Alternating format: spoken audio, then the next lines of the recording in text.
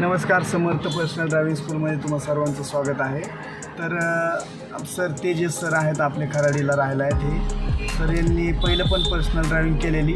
तर आपल्याकडे त्यांना बरेच प्रॉब्लेम होते. तर आपण त्यांचं ड्रायव्हिंग स्किल जे आहे त्यामध्ये बराच आपण सुधारणा केलेली आहे.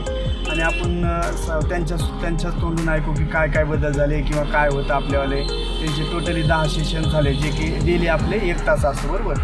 कसं आहे, ज्यांना ते नवीन गाडी घेतली किंवा सेकंड घेतली, थोडी गाडी येते त्यांना आणि रोडला प्रॉब्लेम आहेत बरेचसे. बरोबर. तर आपण ते सगळे सॉल्व करतो जसे सरांचे केले. तर तुम्ही आपण त्यांच्याकडून ऐकूया. ठीक आहे. हां, तर मी एक 8 महिन्यापूर्वी मुंबईला ट्रेनिंग घेतली होती. मला क्लचचा अंदाज बसला नव्हता आणि बरेचसे ट्रॅफिकचे नियम पण माहीत नव्हते. तर ते सरांनी क्लिअर करून दिले आणि बराच कॉन्फिडन्स पण आला मला 10 सेशनमध्ये.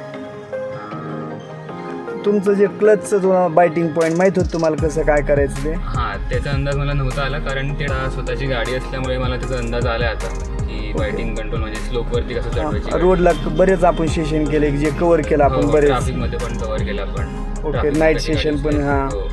ओके. तर तुम्ही काय सजेस्ट करणार ज्यांना नवीन गाडी घेतलेली कोणी, की ज्यांना कॉन्फिडन्स नाही आहे, की त्यांना? नक्कीच सरांकडनं तुम्ही ट्रेनिंग घ्या, ज्याने तुम्हाला कॉन्फिडन्स येईल. आणि एकदा सरांकडनं जरा ट्रेनिंग घ्या.